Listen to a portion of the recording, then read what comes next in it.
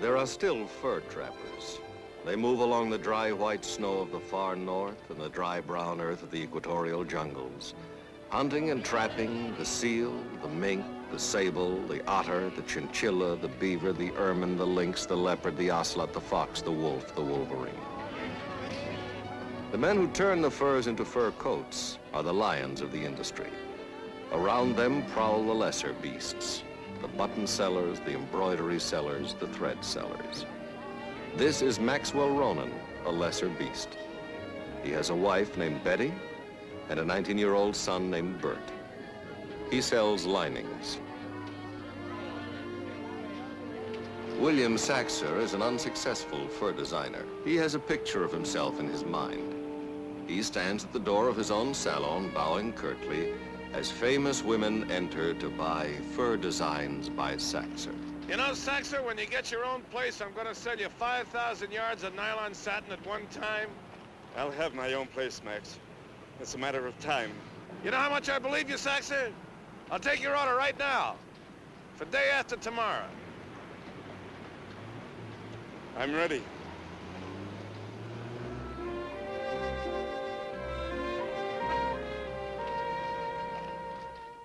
The young man is called Sidney.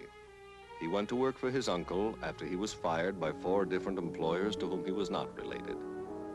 Sidney's uncle rents furs to theatrical productions, to television shows, and to people who want to make an impression. 24 hours a day, there is an angry fire in the pit of Sidney's stomach. He knows that so long as he works for his uncle, he will continue to be Sidney without a last name. Aha! What's the matter? Well, you never saw this cigarette burn, did you? How many times do I have to tell you, don't take a fur back from mental without examining it? How did she talk you out of it, eh? What'd she do? Give you a phone number? So you'll take it out of my pay, but don't lecture me. You don't have any pay. You're 3 weeks in advance into me now. So you'll take it out 4 weeks from now. Don't worry, you horse player, you tramp. You no good stupid, you. Listen, Uncle George. Drop dead, my nephew. Creator of the earth, you made my life bitter from the day I was born. I forgive you, but what you did to me with this nephew, let's not talk about it. I'll buy and sell you, Uncle George. You see me the day after tomorrow. Pipe dream. Is that the name of the horse? Eh? Here. Bet a quarter on him for me. If I didn't have you working for me, I could afford him at $50.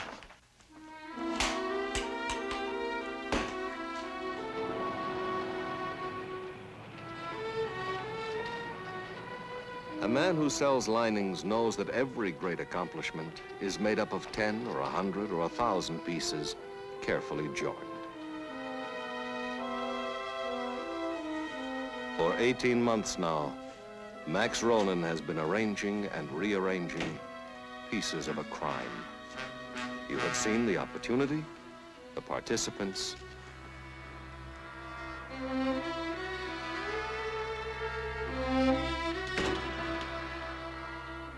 and the motive.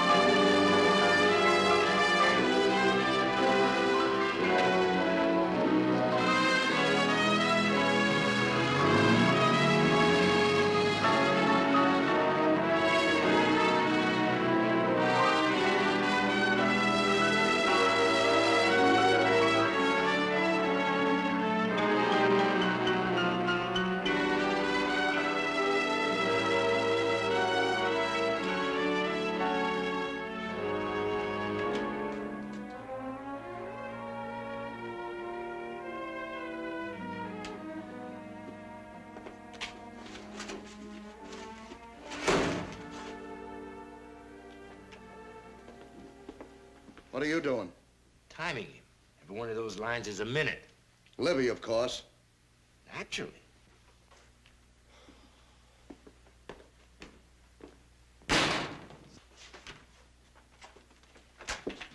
Hey, you guys, you want to see this man? He's got problems. Well, that's Detective Flint over there, and this is Detective Arcaro. You can take it up with them. What's the trouble? They'll tell you. Sit down.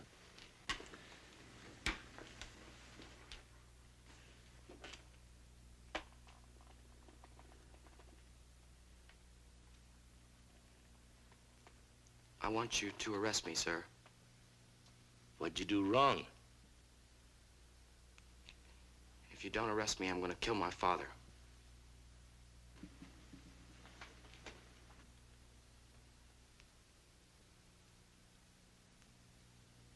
I almost killed him this morning. I walked out just in time. Now it's getting harder and harder not to go back. Honey, business.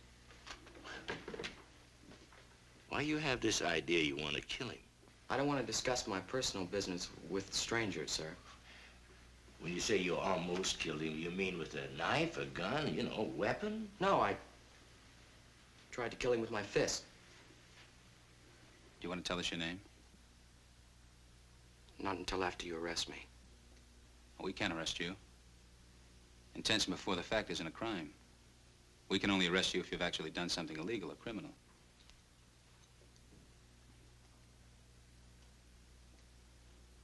Look, why don't we send for your father? You could talk to him here, discuss your problems.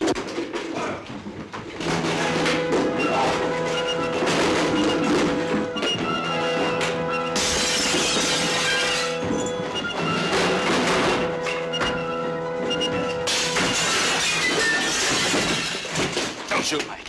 He's a psycho, doesn't know what he's doing. Hello. Parker speaking. I got a mental case for a circ up here in the squad room. Yeah, send me some men. Right away.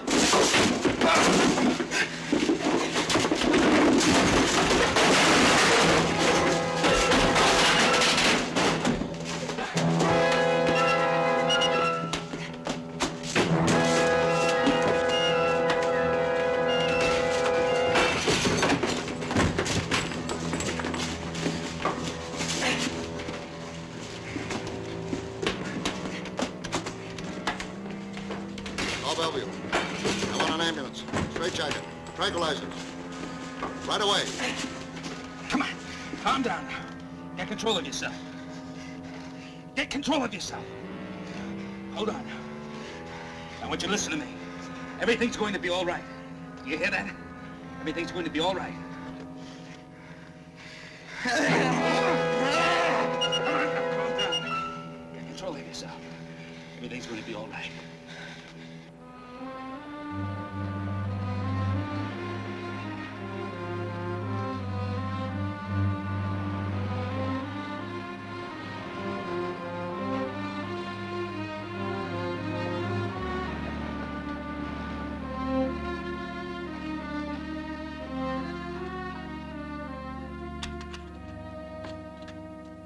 Max?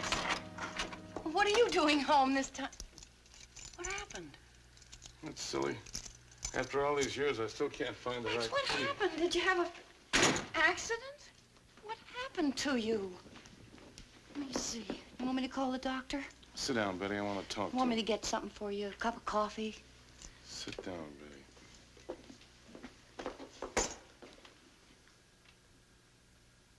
How long have you known about this other woman of mine? I didn't want you to know. I was ashamed. Fantastic woman. I didn't know you knew. On my word of honor, I tried not to let you know.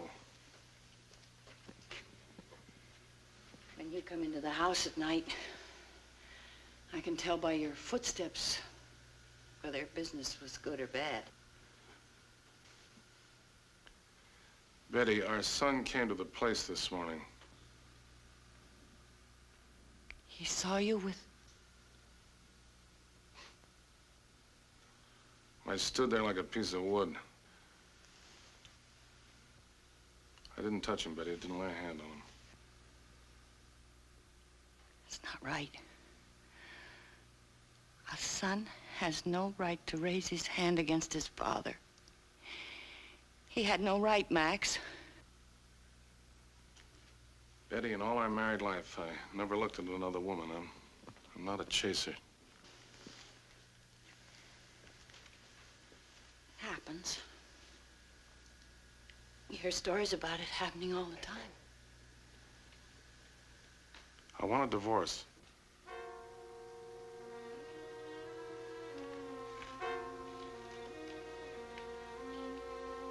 You say it so simply.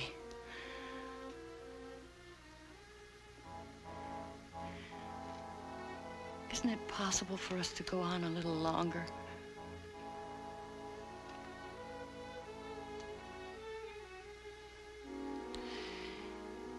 Divorce is so final. I didn't want it to happen. I fought it like a mule. But I want her. She's in my mind night and day. Lie for her, steal for her. Even kill for her.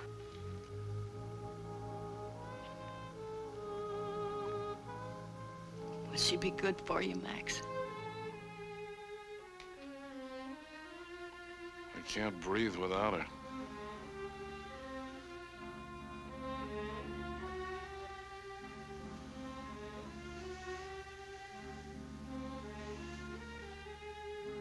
Please forgive me, Betty.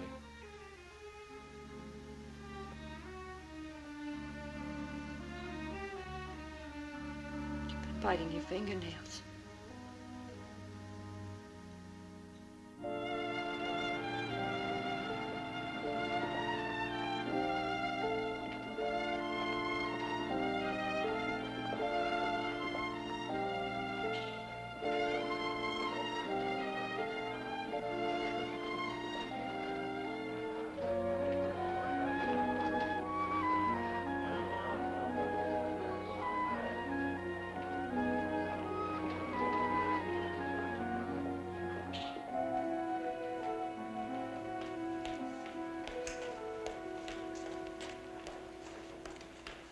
You like that pocket?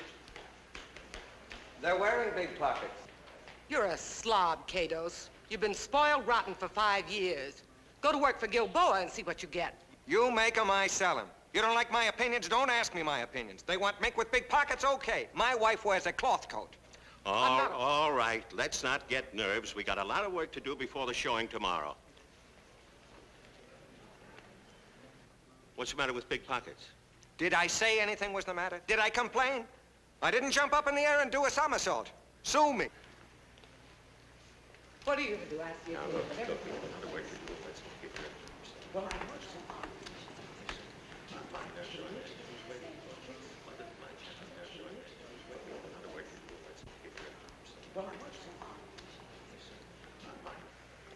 Beat it. What do you got against being friendly?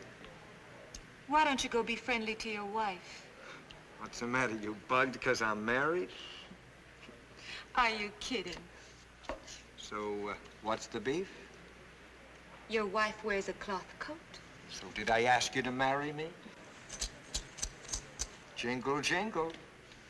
My alarm clock rings louder than that when it wakes me up in the morning.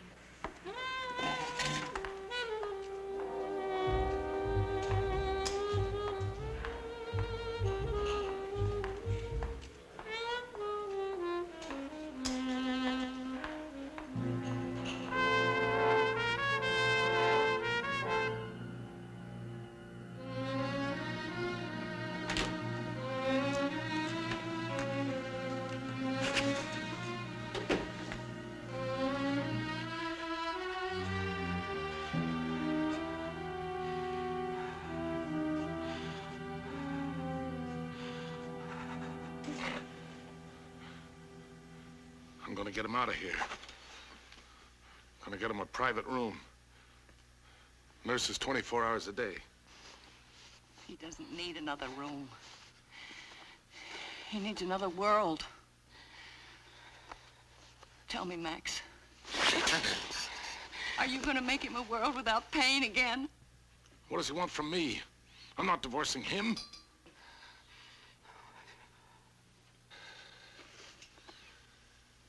He wants to ask me some questions, but he was nice enough to let me see the boy first. Well, now you've seen him.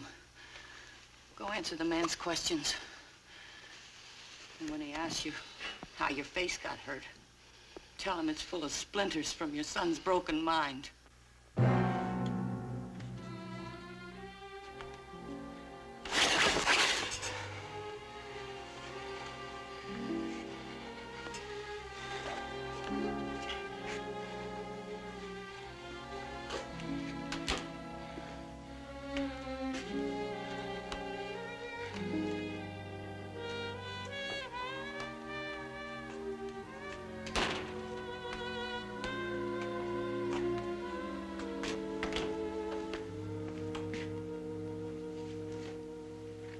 Remind me never to wait for you on a street corner. My son is in the hospital. There's a telephone. I'm through, Estelle. Is that you, Max? Close the door. We'll be right there. What's got to be so private? Close that door!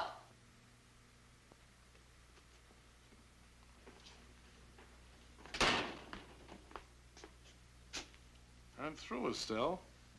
The whole plan, the whole scheme, the whole robbery, the whole mess.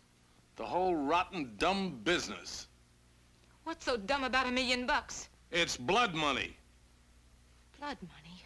You want to know about blood money? $73.80 a week. To let the buyers watch me walk around in a bathing suit under a fur coat. So they can watch me take it off with their dirty little eyes. Go ahead with Saxer and Sidney.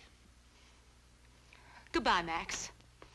And when your kid needs a doctor, don't worry where the money is. You can always get up in the morning and go downtown and kiss Mr. Warfield's foot so you can sell him 100 yards of lining. Max, 10 years from now, when you're 60 and it's cold, you just remember you walked out on everything.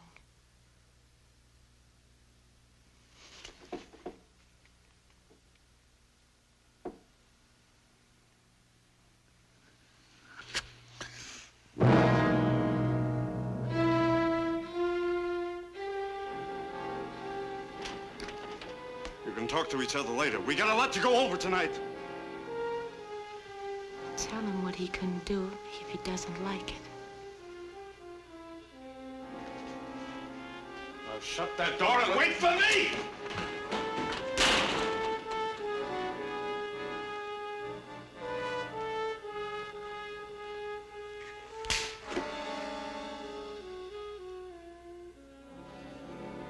That's for what we did to my son.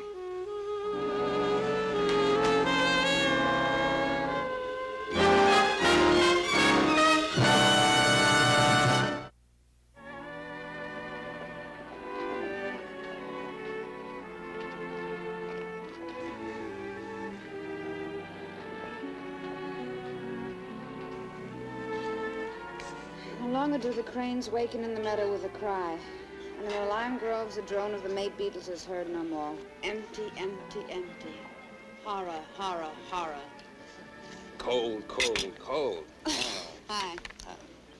Hi. Oh, Mace, I want you to meet Adam. Adam, this is Mace. You in the industry? Adam is a detective. I only do this for a living. Mace is an actor. We're doing a scene together. We rehearse between orders. She loves me. She loves me not. She loves me. She loves me not. Mace is playing Constantine. You see, Mother doesn't love me. And no wonder. She wants to live, to love, to wear gay clothes. And here am I, a man of 25 years, constantly reminding her that she is no longer young. Anybody ever tell you you ought to be an actor? Gentle public, You have found me out. Well, that's the way the mop flops. We ham it up with a ham and eggs. Good, that's what I'll have. Sunny side up. Adam and Eve on a raft. I am lonely, lonely. No fault of mine. Once in every 100 years, I open my mouth to speak. That's why you're lonely. Now, will you cut it out? I have to learn this. No kidding.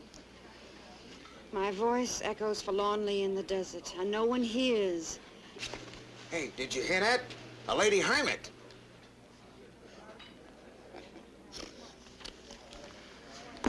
So what's new?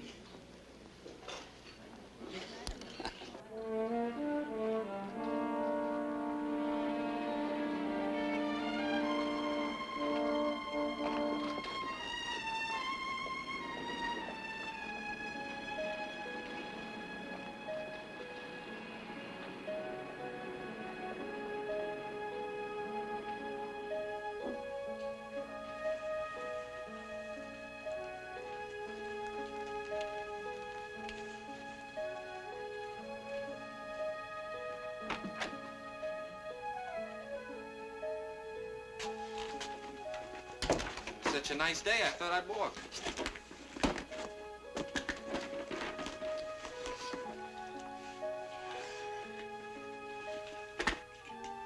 That's nice. Hmm? Do it now. Fill this place up good. So we go to sleep too. Now concentrate on how much money you're gonna have 2 hours from now.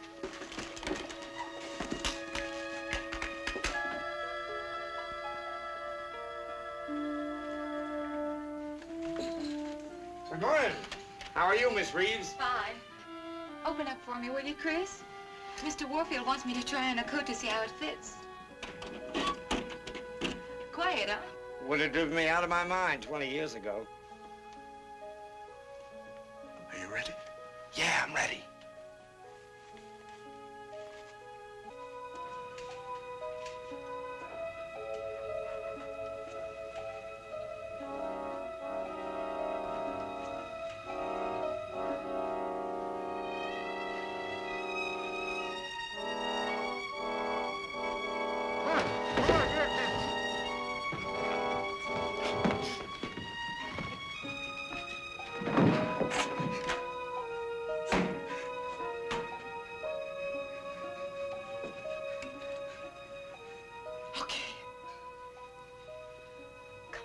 We only have 25 minutes before the Warfield sends up for these coats. Now let's go.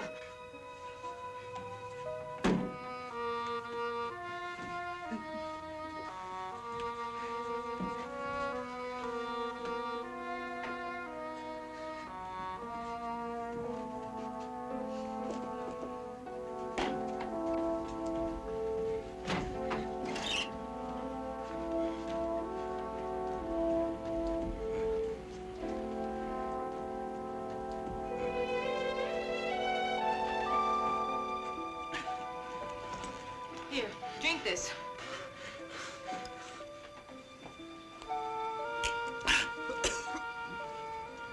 You okay? Good luck.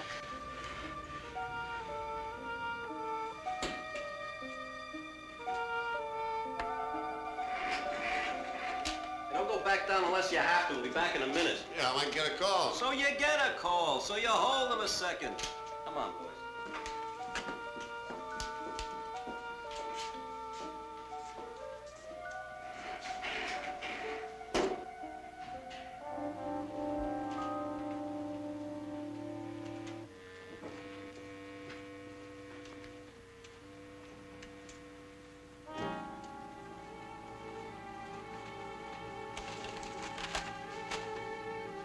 That's a freight, buddy. I got a pickup order for some fur coats from Warfield Freres? Warfield Freres.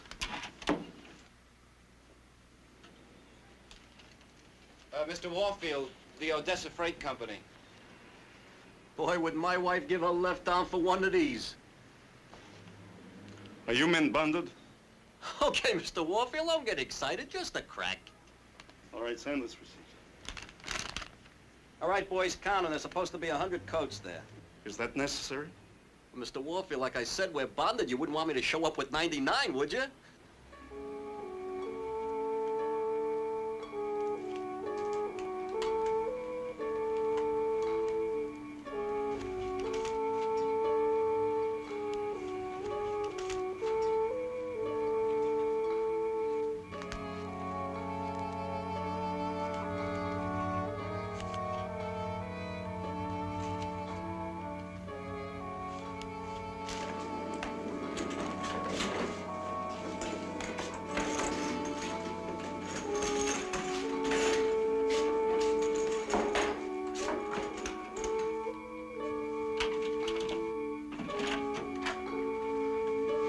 Come on, we're behind schedule now.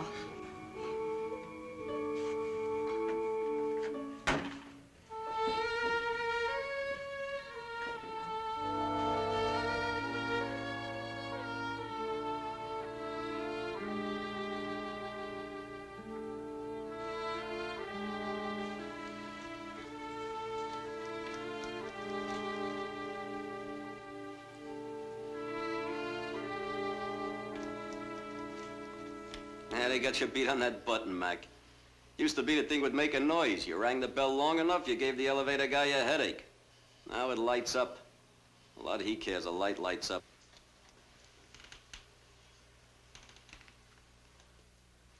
They got you nervous, all those fur coats, huh?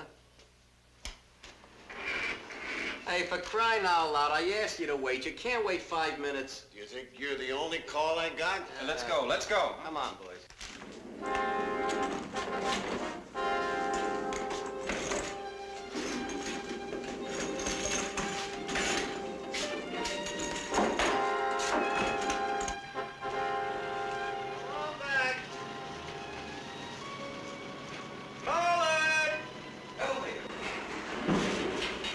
Bring him in. Start unloading, boys. There's 100 of them. You want to count them? What would you do with it if you took one? Give it to your wife?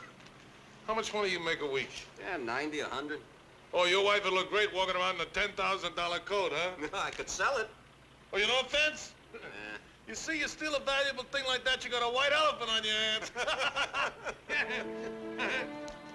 Good, thanks a lot.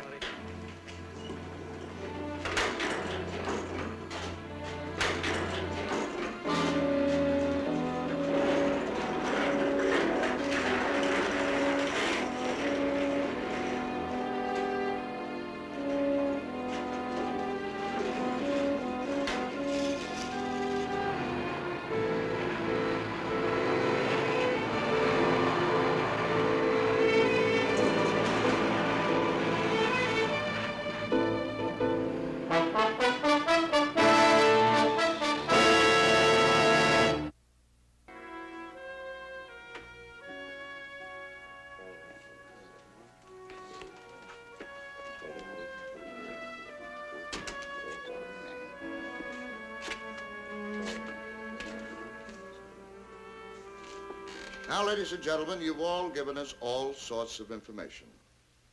We've built this picture of the robbery and how it was accomplished. That's it, on those blackboards. We're going through the whole thing, and if you have anything to add or correct, now's the time. Okay, Adam, pick it up from there. This is to be a formal public showing of the new fur coat models and designs by Warfield Frères. Now, for the showing, 2 rooms have been rented for 2 days. A showing room, the so-called governor room on mezzanine A, and a separate, smaller room, 1 flight upstairs, on mezzanine B. And the purpose of the second room was to keep the fur coats in. There was a uniformed guard stationed outside of the door 24 hours of the day. Yesterday morning, the coats were delivered to the governor room. They were kept there all day during the rehearsal. Last night, about 7 o'clock, they were brought upstairs to the smaller room, where they were to remain until they were needed downstairs again this morning at about 11 o'clock. Now, at 9:25 this morning, Miss Reeves came upstairs and entered the room, accompanied by the private guard. I gave strict orders. Nobody was to go into the room with the coats without the guards with them except me. Those were my orders. Everybody knew these orders? I made it common knowledge. I knew it, and I made sure all my girls knew it. Go ahead, Adam. 9:25. Downstairs in the governor room, there's a coffee break taking place. Miss Reeves comes upstairs. Now, in this room across the hall, a men's room, from the evidence we've found of cigarette butts lying about the floor and an empty men's clothing box left in a sink, 2 or more of the members of the robbery gang are waiting. Now, it's very possible that one of them is changing clothes, from street clothes to the uniform of a private policeman. Miss Reeves, accompanied by the guard, enters the room, and the hall is empty. Miss Reeves, did anyone know in advance that you were coming upstairs at that time? Mr. Warfield sent me up there because it was the coffee break and it was a good time. Was there any reason for sending you up at that time? Well, I told him that I thought I ought not to model one particular coat. Was that something that came up this morning? I brought it up for the first time yesterday afternoon. The coat was too big for me. That's right. I was too busy to worry about it yesterday, but this morning I thought she might be right. So I sent her up to put on the coat and come downstairs and show me. It was about 9:25. And at about 11 o'clock, you went upstairs to get the rest of the coats. In other words, you didn't see Miss Reeves for about an hour and a half. Didn't you think that was funny? To tell the truth, I sent her up there and then she slipped out of my mind. I just had too much to think about to worry about where a model was. Mr. Dellison, would you mind stepping up to the blackboard and show us what happened after you and Miss Reeves entered that room?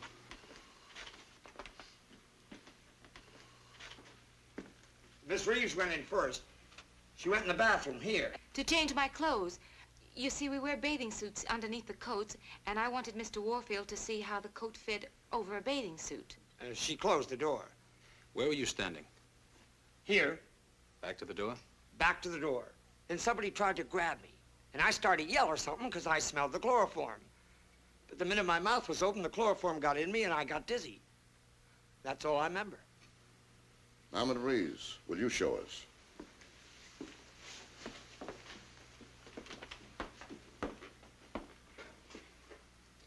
I was in here and I heard a noise. That was Chris falling down, I guess. I had just opened up my hat box to take out a bathing suit, and I came out to see what the noise was. Just a moment. Didn't you call out what's the matter first? That's what you told us before. Well, I called Chris through the door.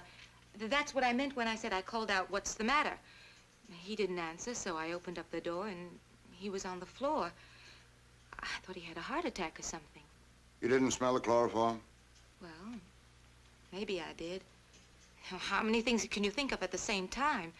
The main thing is, Chris was on the floor, and I leaned down over him, and that's when they put the chloroform over my mouth and nose. They?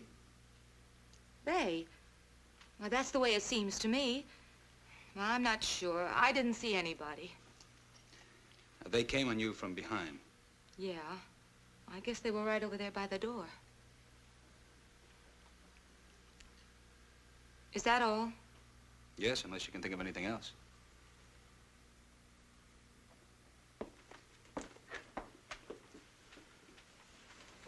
Now, Mr. Belmont, at approximately 5 minutes past 10, 3 men dressed in brown uniforms. You know, like moving men wear.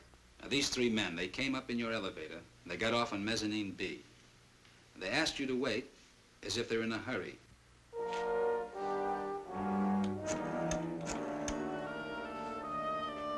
Hello, this is Detective Arcaro, 65th Precinct.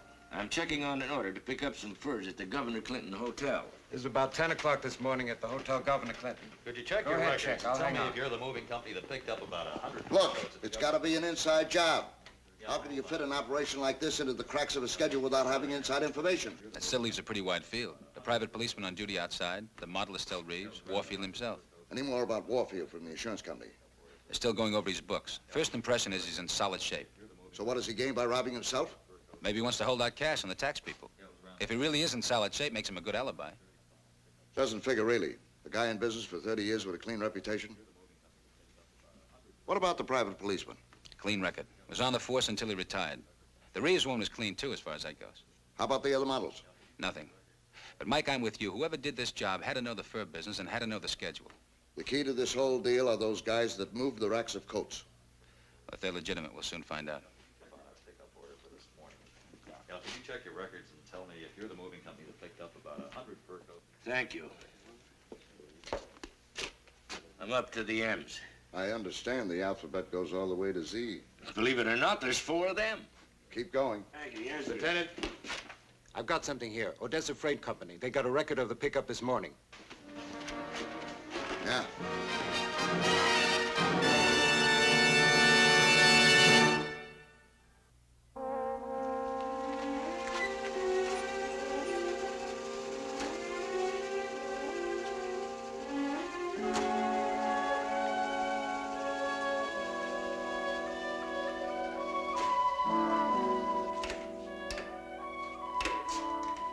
Either they never open an account with the electric company or they shut it off. I'll bet you a nickel there's no phone here either. Those your coats, Mr. Warfield? This is mine, all right. I wonder why they left them behind. These are useless to them. These are originals, extreme designs. If you went to sell them, they'd be spotted in a minute by anybody in the trade. How much are they worth? Retail between 11 and 15,000 apiece.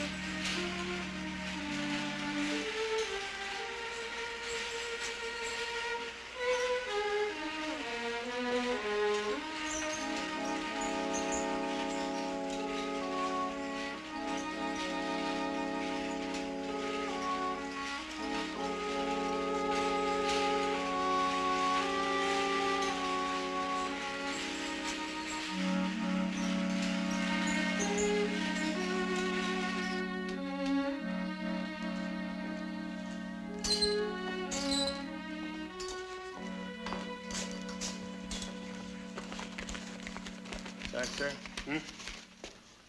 Sidney? That's every penny I have in the world. What's this for? There's only 2 ways that we can get rid of these coats. Through a fence or legitimate. If we go through a fence, we'll only get 20% of these coats' real value. But if we sell them off over a year, out of town, large cities, 1, 2, 3 coats at a time, we'll get full wholesale value. We've got to be patient. That's what this money is for, so we can afford to be patient. All right? All right. I'll make my first trip out of town tomorrow, Chicago. What do you think Uncle George would say if he knew he had $750,000 in his vault? Why don't you ask him?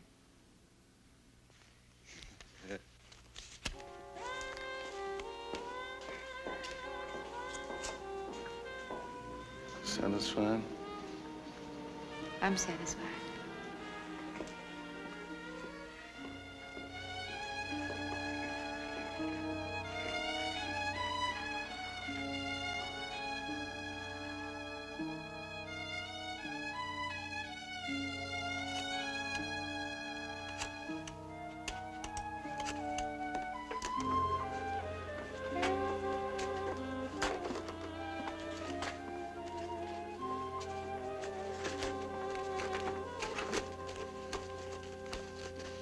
Estelle, if you can't stand still in a room for 15 minutes, what are you going to do in that airplane for 3 hours?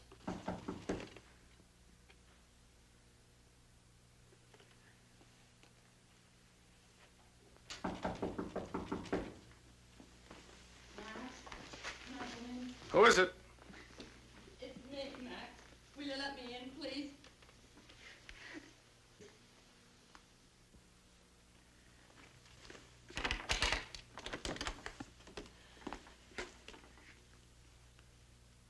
Can I talk to you alone? Now, what have we got to say to each other, Betty? Why don't you just leave it alone? The boy is dead. A blood vessel broke in his brain. Stroke. I wanted to tell you myself. I knew it'd be a shock.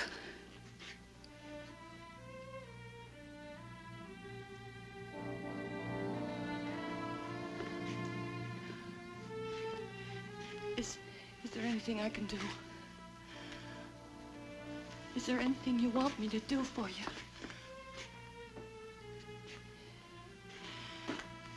Max, I've been thinking about it all night. Don't eat your heart out. Don't feel guilty. The boy was wrong. Max, don't you die too. Please, I mean it.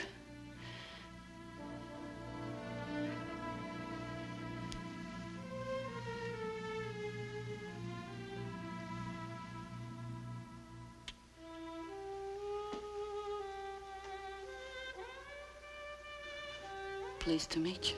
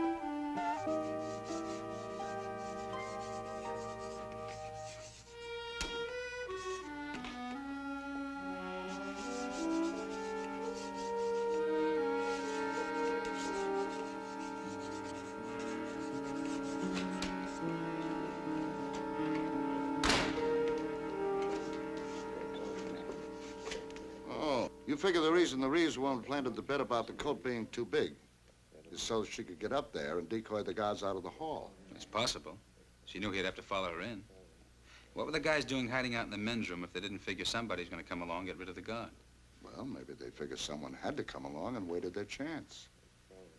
It's possible. The nose was a little thicker, I think. At the bridge or the base? Oh, across the top here. At the bridge. Now, how many times did you see this man before he signed the lease for the warehouse? Oh, I saw him 2 or 3 times. Just the one man? That's all, just this one man. He came in, told me what he was looking for, and I showed him 2 or 3 places before he rented the one he took. Did you check him out for references? This bank in Chicago, the same one the rent check was written on. Did you check the bank to see if the references were okay? Well, I wrote them. They said there was a Stacia Fur Company with an account there, about 6 months old. Nothing special one way or the other.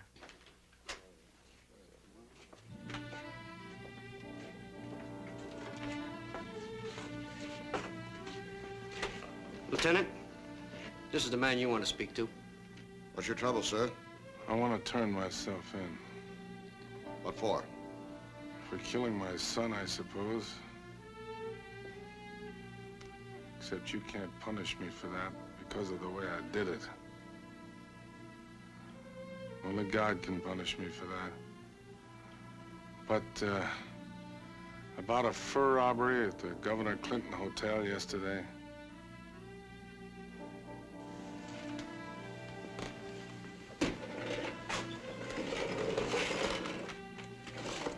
sit down, Mr. Ronan. Maxwell Ronan. I want to tell you everything. Now, this is it. 1,400 square feet, 900 a month, 5 years, first month in advance, 2 months security. And you'll renovate according to my instructions. Paint, partition, the new light fixtures, everything. This is a big move for me. I've been wanting my own place for 20 years now. Plus real estate. Yes, he's here. Mr. Saxon? Oh, I left word at my place where I'd be. I'm expecting a call from my decorator. I thought I'd meet him here after I signed the lease. Perfectly all right. Mr. Milton, this is Jack Saxer.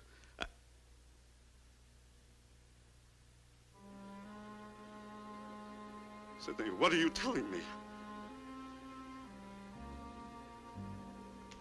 Sidney!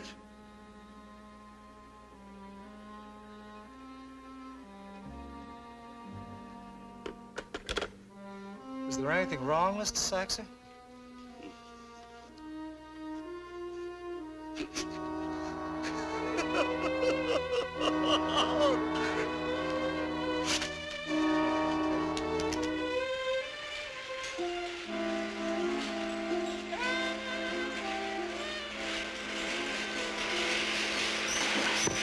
What are you doing? What are you taking there?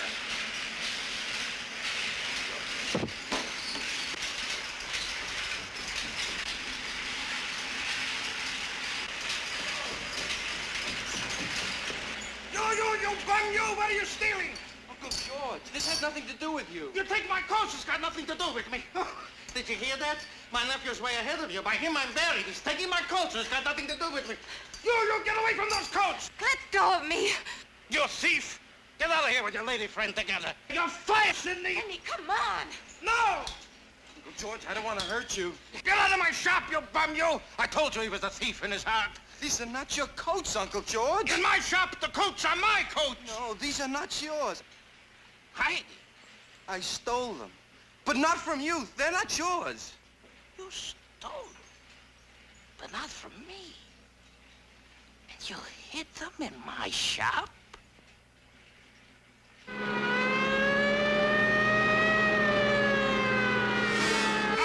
Out to the street with the dirty stolen goods! What are you doing? Out! I won't have stolen goods in my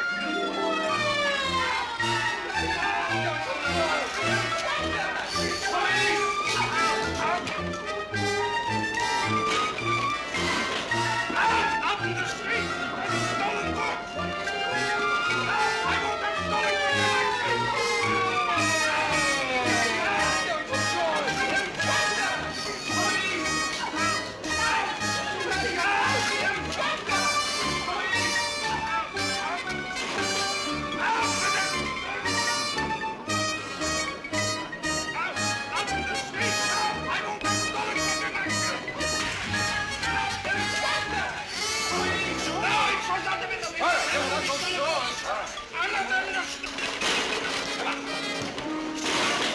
It's raining mink coats.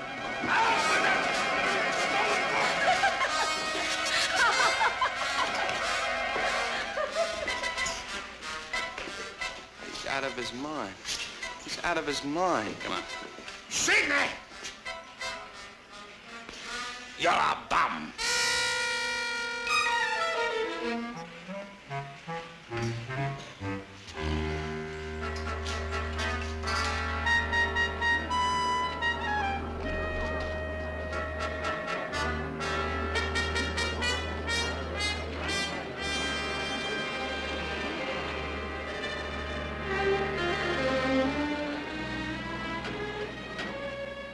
There are 8 million stories in the naked city. This has been one of them.